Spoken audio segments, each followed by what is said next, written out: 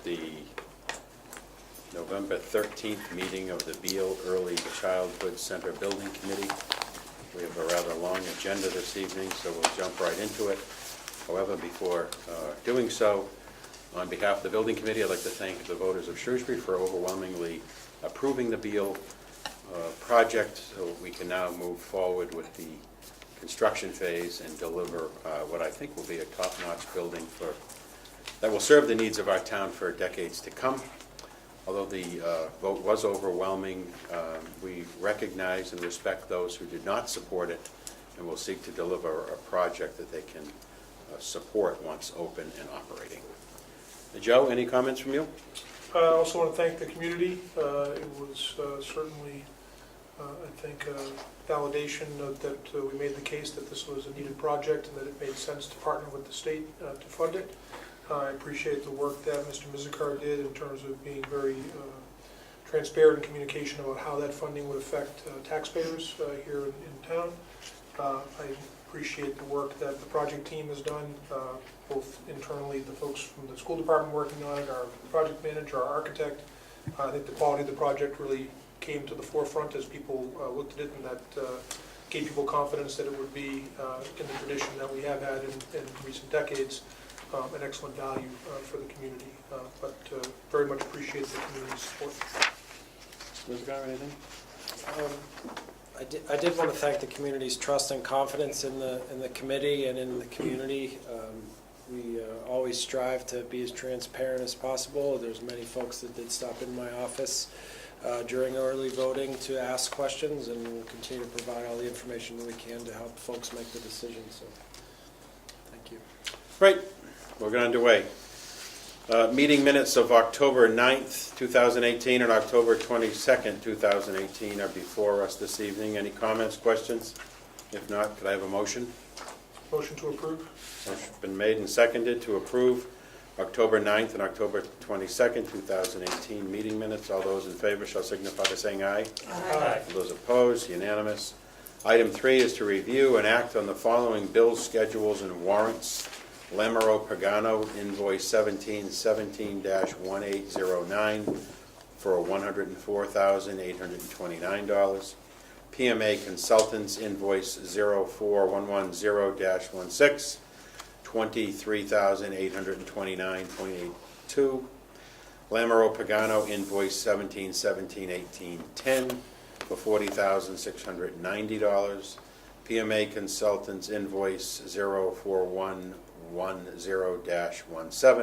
for $28,773.05. Any questions or comments on these? Patrick, is everything in line?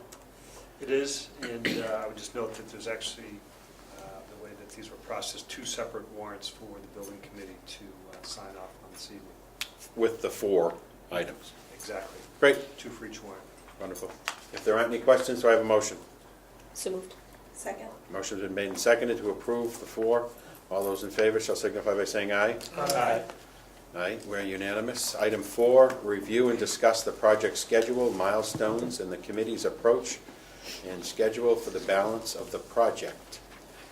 What I had hoped to achieve with this is asking PMA and Lamero to take a look at the workload of the committee, given past experience and ongoing experience, and see if this concept of 50-minute meetings will work. Hi, Katie, how are you? Good evening.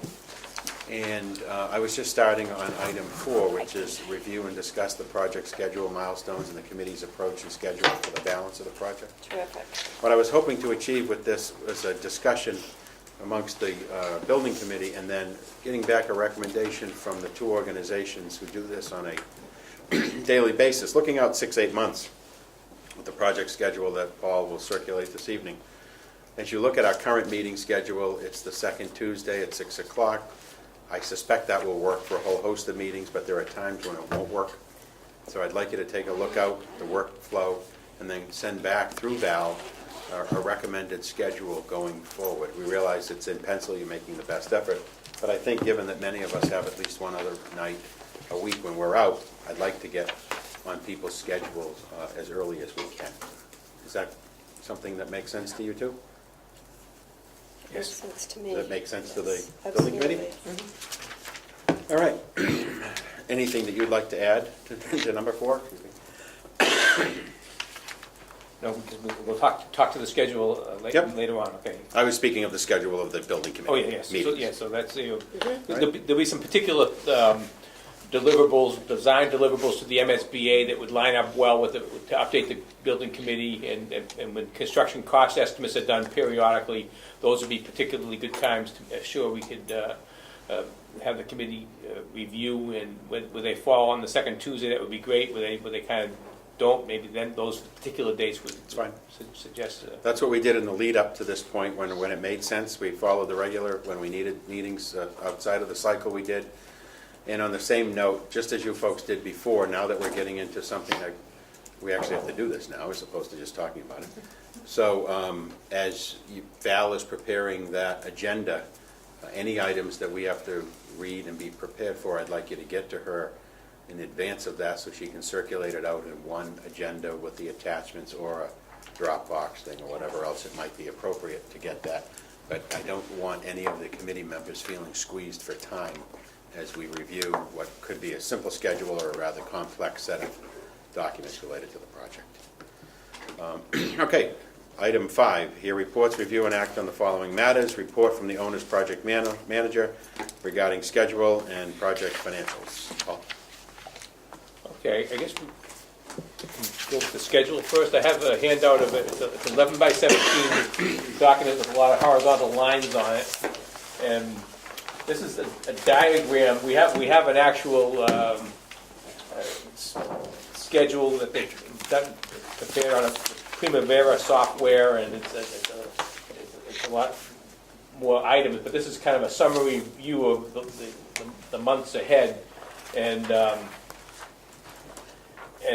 I call it a brainstorming schedule because some of the items, naturally, building the building, you have to start and finish that and finish it before the school opening.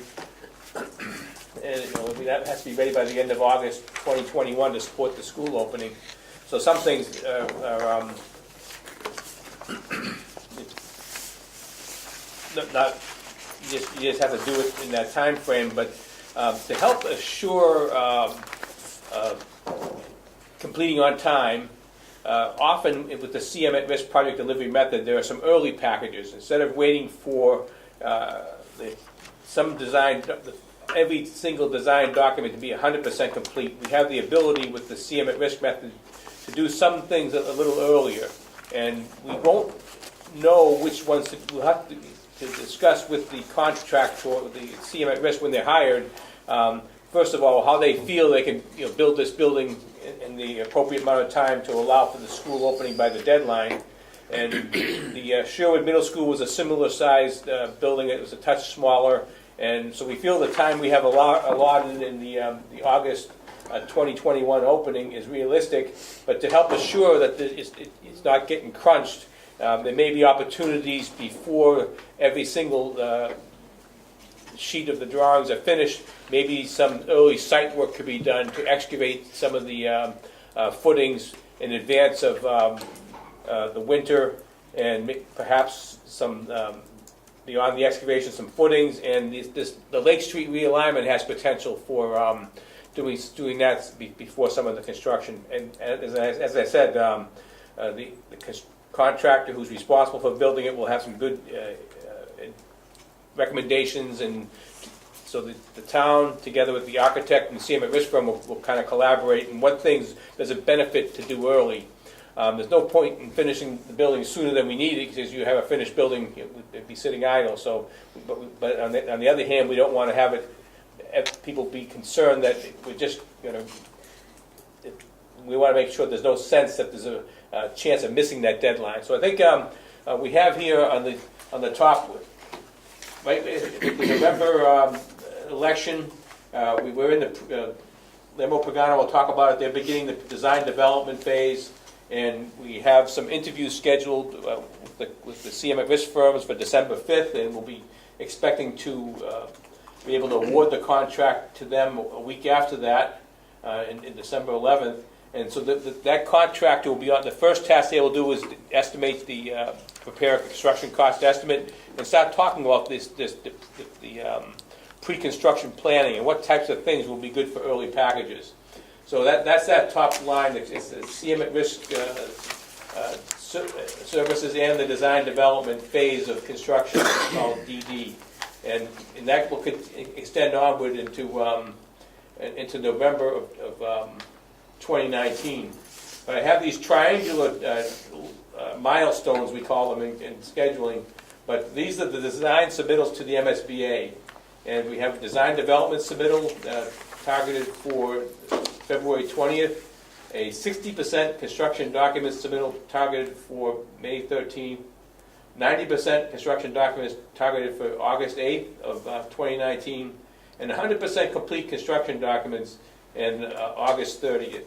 And for each one of these, for the DD, 60% CD, and 90% CD, construction cost estimates will be prepared, and there'll be an opportunity to review the construction cost estimates with the committee. And every step of the way, we assure that the design of the project is progressing in accordance with the budget.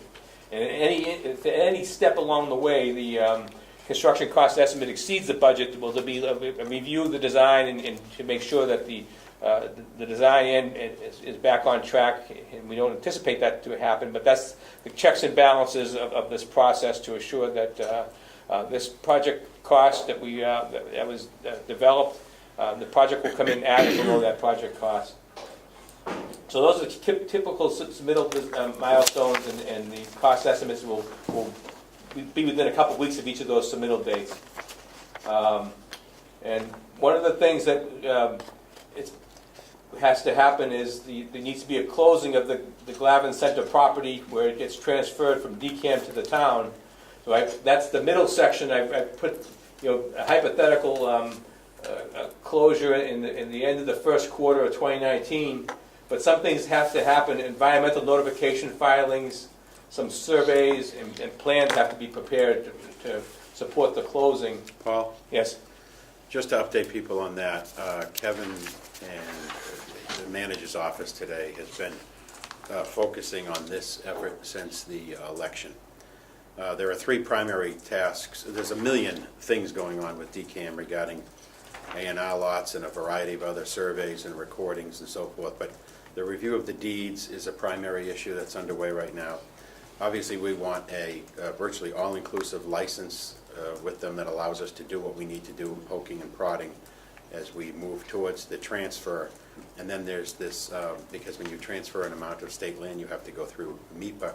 There's an environmental notification document that has to be filed. All of that is churning.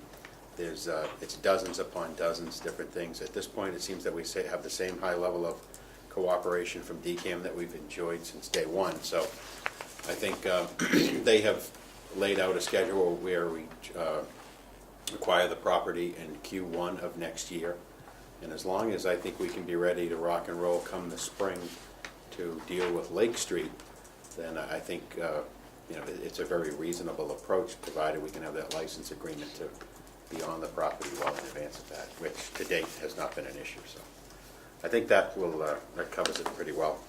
Paul, any members of the committee have any other questions? I just asked Paul to go with obviously the high level one sheet for this meeting.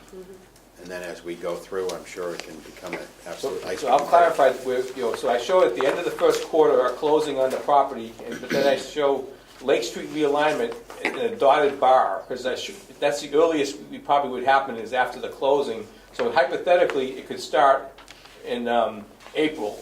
But if it turns out that the contractor doesn't need to do it that early, it could slide to the right and happen with some other early work that happens. So the contractor wouldn't necessarily go out there and realign Lake Street, then come demobilize and come back to do some more work inside the site. So I have that as a dotted line, and that's what's going to happen when we have the contractor on board for pre-construction services. And you see here the 100% construction documents and the bidding of on those documents would allow for after the early work completes, the remainder of the work could begin November 1st, and that's where the early work has some benefit, because you can get some work done before the winter months, that helps you assure that the schedule is achievable. Thank you. Questions from the committee? Thank you very much, Paul. So financial, do you want to do that, the bill summary and this Yeah. spreadsheet? Yeah.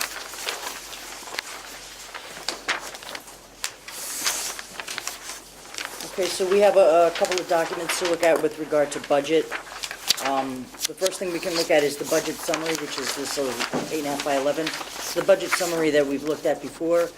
The feasibility study agreement budget has been adjusted with a note at the bottom at the district's request and as discussed and approved by the MSBA to be actualized to the $1,082,267. So if you go down, the architect's base contract and amendments to date remain the same. PMA's base contract is the same. So the contract value is $1,082,277, and then we have our cost through October, and then there's the balance, $75,29, which is a small balance on PMA's base contract because we extended SD through the 15th of November, right after the vote. And so we have all reimbursements have been paid to the district. So if you go to this 11 by 17 sheet, this right here says draft 10-4, but I'm not sure who, if everybody was on the distribution from Elena at the MSBA. She sent over the project scope and budget agreement documents to you, Kevin, and included, oh, you didn't get to see it yet. About 'cause you 3 haven't o'clock seen this it. afternoon it Yeah. came in. What they did was, this is the project scoped and budget agreement. This is what they call Exhibit A, which is the total project budget. And she sent it over looking like this. It mirrors what this is, and this is what was discussed at the project scope and budget agreement conference that we went to at the MSBA on the 3rd of October. So you can see at the top, feasibility study agreement has been revised to the $1,082,267. I don't know that we need to go through every line item on this, but this is all in line with what was reviewed at the MSBA on the 3rd. And what, this is the project budget. This is, period, the end. This is it. This is what we represented, this is what was approved. Right. This is it. Yes. Period, the end, right. It called our bluff. Here it is. Yeah. Yes. Now, there's, within the MSBA's ProPay system, that's your reimbursement system, you have the ability to submit what they call budget revision requests. If you have too much money in one eligible bucket, you can put it into another eligible bucket, but the bottom line will never change. And the maximum facilities grant payment will not increase. It may go down depending on the construction bid amendment if the construction costs come in less, but it will not go up. And that's the maximum facilities grant is at the end on page 2. Estimated maximum total facilities grant is the $33,222,716.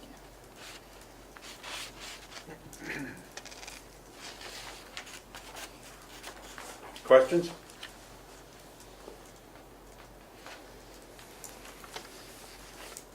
So it goes from 33 and change over 34 if potential additional contingency grant funds are approved? I'm looking midway on this small box, the bottom box. Oh, hold on. I will line refer to line 138, Potential additional contingency. and that then gets us to the over 34. Right. Yes. Very good. That's if they, Yeah, that's the total percentage of construction reimbursement. Right. Everything that goes to the construction contingency is identified as eligible, then yes, that would get you to the 34. No, that's great, thank you. Any other questions? If not, all right, thank you. So every month, once we're rocking and rolling, how does this get encumbered, if you will, or adjusted so we know where we stand? PMA has a total project cost report. Yep. That we submit to the MSBA every month with the online reporting, that we can bring here I and think it'd show be everybody. useful. Yeah. It'll show, invoice to date, balance remaining, and at the bottom, it'll show, what the cost is invoiced and what project remaining budget. And we can bring that, we can start next meeting to see that TBC. We've been keeping it since J1. Great, I think that would be helpful. Okay, And then, of course, the schedule of values ties back and arrives at some number that's within this sheet of the total final bid that we Yes. agree upon. Yes. And that's when we get that schedule of values, or we get the GMP, because we're doing CM at risk, that's when these line items under construction may change, depending on what the GMP becomes, and but the GMP will be identified with the schedule of values for each of the different divisions, you know. Thank you. Questions? All right. Paul, anything else? We're in good shape? For the budget and finances, that's it, and yes, sir. Thank you. Report of the architect. Yes, we are embarking on what is called the design development phase for the project. In many respects, this may be one of the most critical phases in terms of decision-making, making sure we have the right scope in. I probably said that about schematic design, but DD is when we really get down to how everything works and what is included in the project. We've already met with all of our consultants this week, so we're well on our way with that. As PMA discussed, one of the issues that we will want to review with the representatives of the town is the scheduling of the Lake Street realignment, what impact that will have on your community, what is the right time to do that, how we nest that in with what the balance of the construction schedule is. It's very logical to consider doing that in tandem with the demolition of the existing buildings and the site prep. But we'll be working hand in hand with, as I said, the appropriate representatives in the community about that. And I'm sure there will be some disruption, while as much as we are able to, if you remember, arc it around the existing, we're also cutting out the land, so there will be disruption of that street, and we'll need to determine the best way to handle that. So that will be one of our early meetings. And we will be scheduling additional meetings with the school department to further refine some of the decisions that have already been made. For example, some of the site features, the specifics of the recess area and the play areas, and some of the elements that we've already discussed. But we'll be doing that. We'll start our meetings about furniture, equipment, technology, which we haven't touched yet. We've just been basing that on past experience so far. So it's an exciting time in the project. We have set up our internal schedule to have our consultant 50% design development documents to us by December 21st. And we'll have review meetings with them directly after the new year. And we're hitting February 7th to get things to the estimators. So though 3.5 months may look like a long period of time, it goes by very quickly. So we're already organized and looking forward to getting through each of these phases. And then the reason I say this is so critical is we want the base of the project in place. And then what happens in construction document phases is the details come forward. It's much more refinement. So it's a really exciting, as I said, and critical part of the project. Unless anybody has any particular questions. Just have a question on what you've just described. Obviously, we hope that every number associated with the project goes down. But there are going to be those instances when there's an opportunity cost that an item to be purchased today, a part of a mechanical, electrical handling unit or something that Bob Cox could talk about. It costs more today, but it's running life is better, requires less maintenance. I don't want to get in your pockets at every meeting, but Right. I do want to make sure that items like that are, if you will, extraordinary or are above the run-of-the-mill item, that we are apprised of it, all of the thinking that goes into it, and then the financial benefit in the event we find ourselves in that situation. That's an excellent point. And one of the requirements of our mechanical and plumbing consultants is to do life cycle cost analysis, which will help us to illustrate that as well. And certainly we have the LEED version 4 scorecard that we are required to advance with each of these phases. So many, many topics will come forward related to that, and we'll be pleased to address them with the committee so you understand, or put forward decisions for you to, the information that you need to make the right decisions for this project. Anything else from the architect? I don't have anything else. Okay, one thing I'd like your help with. At the Veterans Day gathering the other, on Sunday, several of us were talking, and I think it makes sense that we form a subcommittee that I'd like the group to consider. Bob Cox, because he knows that building pretty darn well, and the building principal, because you know it extremely well. Working with Mike Perna, who is a local historian, if you will. I'd like the three of them, with the support and concurrence of the building committee, to spend some time going through the building and identifying what items are unique to Major Beal, the history of the building, the history of Mr. Beal, Major Beal, if you will, and then make sure that we have an inventory of those, and we get them Excellent. to the architect earlier than later, so that we don't miss something. There are some interesting elements within the building. The relief, Patrick, is that what it's called on the right as you walk in? I think, I seem to recall when Caitlin went there, is there a mural on the second floor? Yes.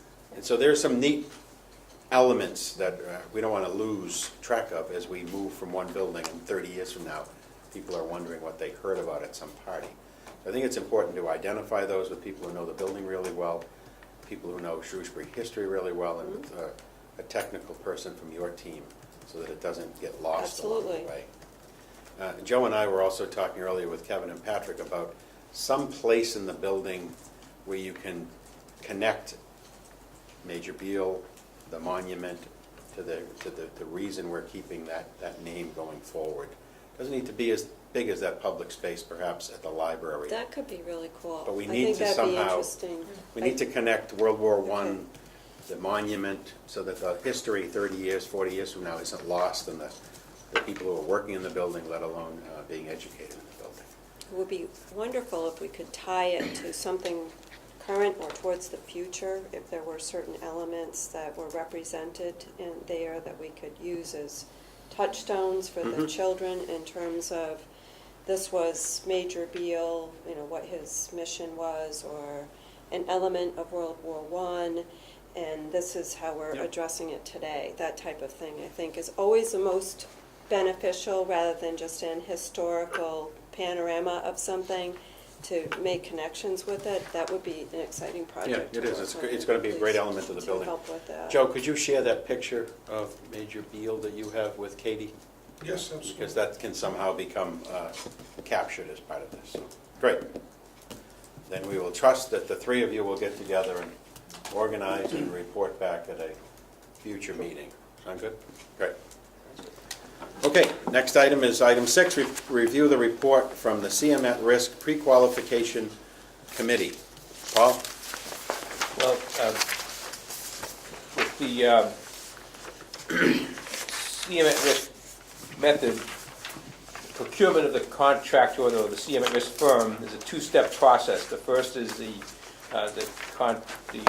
firm submits statements of qualifications, and the pre-qualification committee is charged with reviewing those statements of qualifications.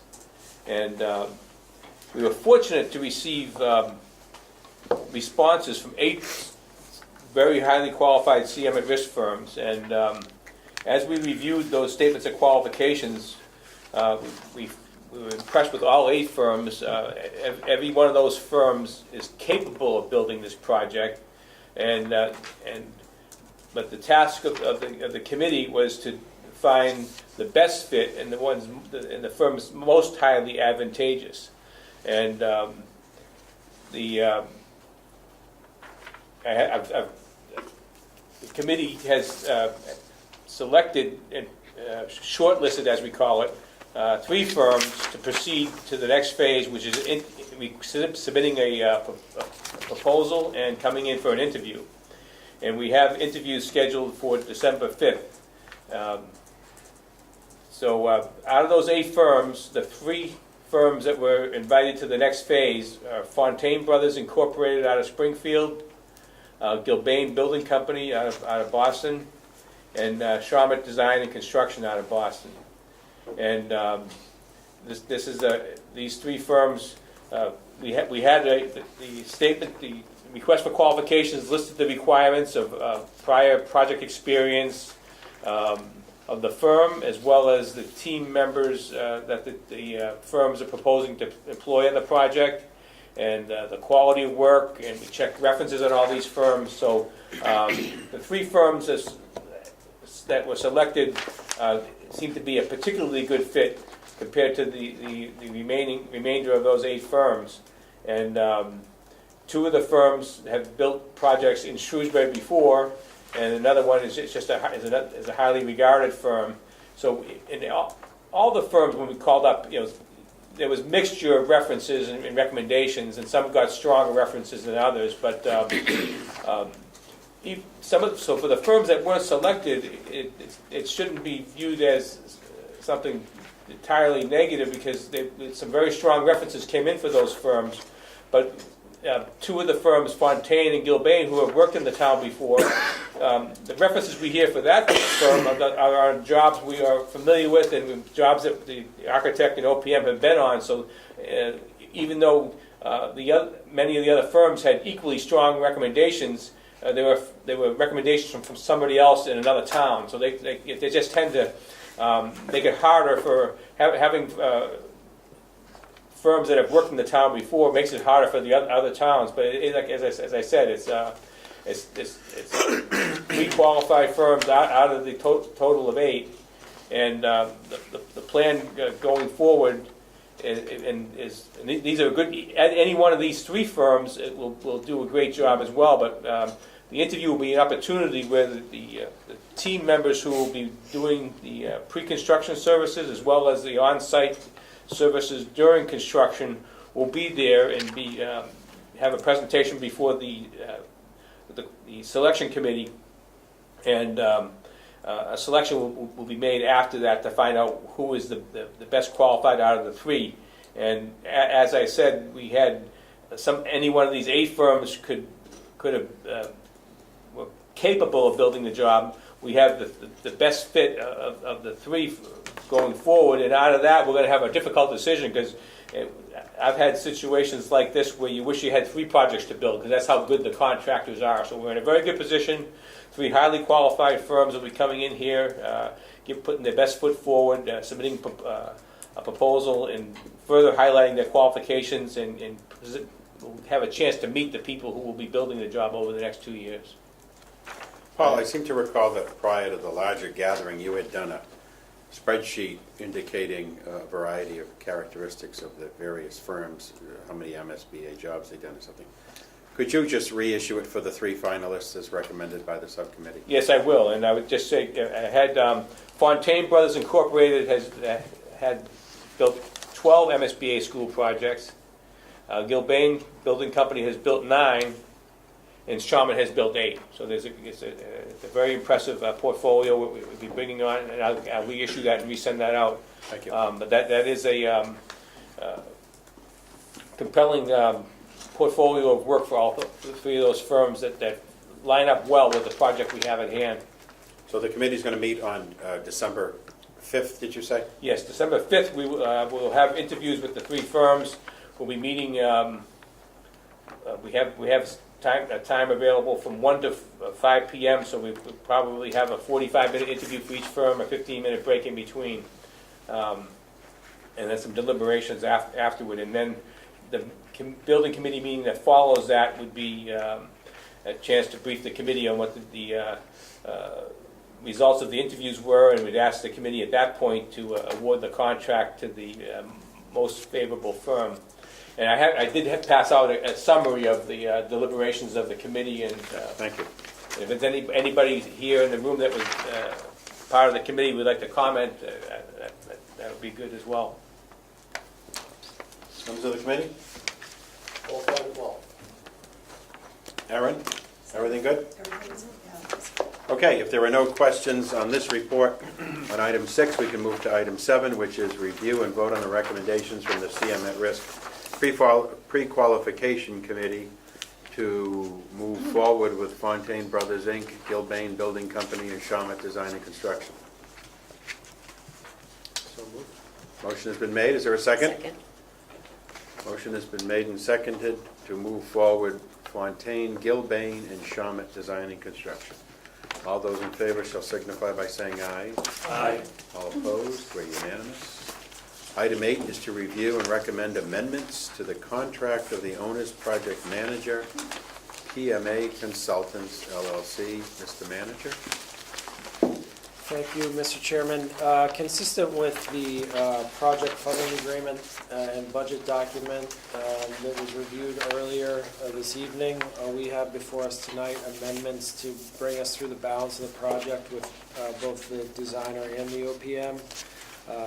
The amendment to the existing contract that's in place for the OPM is valued at $2,361,357, and again, this provides the level of effort necessary to take this project on and get us the whole way through substantial completion and project closeout. Question from the committee? What's the sum, I'm sorry, Patrick, did you say? Oh, okay. These contracts have been reviewed internally and with council before bringing them here. So the original contract covered the work to date, Kevin? That's correct. To 242, and now this is 2.5. That brings us through, plus 10 for a 2.6 total, unless something goes sideways. Am I reading the right attachment B? Yeah, the total value in the end, including the existing. Very That's good. correct, yes. All right, any questions? If there aren't any, I'd accept the motion authorizing the manager to sign the amendment to the contract for the owner's project manual PMA Consultants. So, Motion's been made and seconded. All those in favor shall signify by saying aye. aye. Those opposed, unanimous. Item 9 is to review. Thank you. Keep up the good work, Paul. Yes, sir. Every number goes that way, Paul. Review and recommend amendments to the contract of the architect, designer, Lamoureux, Pagano and Associates. Mr. Manager. Likewise, for proposal and amendment to the current contract to bring us through the end of the project with the designer, including construction administration. The revised fee requested is $6,375,000, bringing the total contract value to $7,212,721. Questions from the committee? Hey, Mr. Kane, I would just. Yes. Just two things. One is just to, it's probably just restating it for the community that these contract amounts have caps by MSBA, that these contract amounts for both the project management company and the architectural firm are within those caps or maximums. And secondly, I guess, with respect to, I did have one question actually for Katie, and it was, and you may not have this, so I can probably just describe it, but it was in part of a memo to talk about what was included and what was not included, which I found very helpful to state in the way that you did what was not included. The question I had was with respect to LEED S certification fees associated with design construction phase reviews and credit appeals, if required. The base scope of services includes the initial LEED registration fee, but if there are these other services, that would be an additional sum of approximately, you gave an estimate of approximately $30,000. And along with some other additional services, the building committee wished to engage in additional services. So I guess my question was just a bit more clarity around the LEED certification piece and what is included and what's not. So I don't have that in front of me, but what you have read is that we would submit the initial filing fees. That's part of our base contract. If there are any outstanding, and typically that has been what the project has had, that for example with the mass chips that we submitted for Sherwood, we did not go beyond those base fees. It would be somewhat of, it's more of a in case of example that we're putting forward, just so you understand that if there are any extenuating circumstances beyond what those typical fees would be, that we would be they would be beyond our base fee scope. Okay. Very good, thank you. But we would know this in advance. You would know this in We would advance. agree or disagree to doing the additional We would work. work through PMA first to describe what the issues were, Yeah. and then pass it along as we have. Can you give me an example of what one might be? We have not had that happen, so I honestly, I don't know specifically what it might be.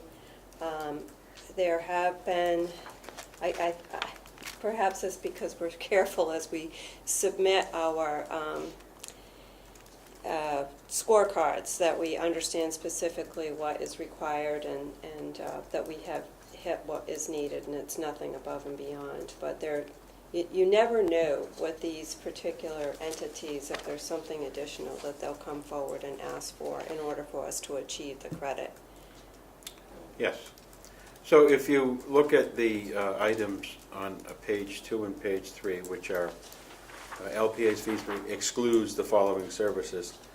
The site survey, the town is doing the survey right now. So I'm seeing this as you're calling out potential issues for us if we Exactly, chose that's a to go very that good way to characterize it. Subsurface geotechnical, we've already done a lot of. We but really have. If there's Mhm. something else. There may be some additional. And then environmental consulting associated with the testing of off-site disposal in the event something comes up. Hazardous materials, construction monitoring services. We've got a good sense of what's there, and you have some amount of money in there as we take the building down, correct?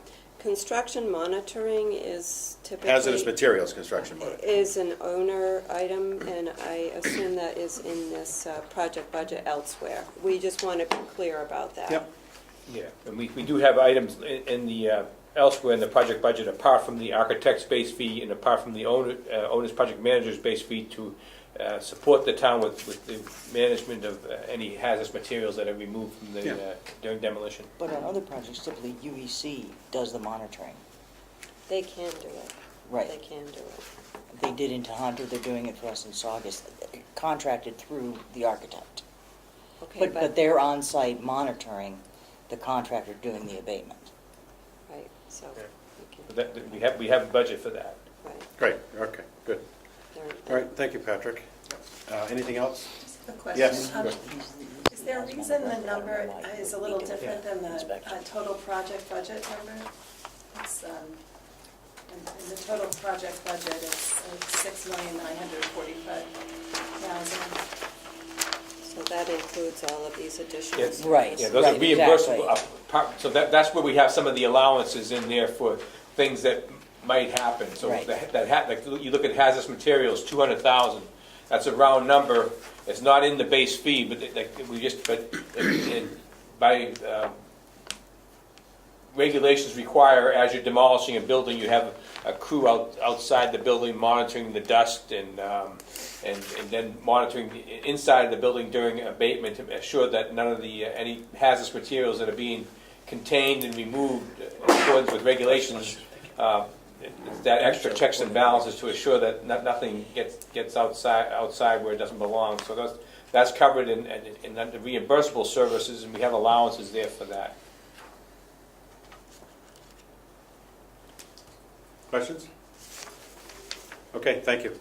I appreciate the way the previous amendments are specifically called out, Kevin, so that in the event someone asks, you started with X, you got to Y, and then you extended, you can see each one of the additional costs that the committee approved relative to understanding the two sites as we worked our way to ultimately one.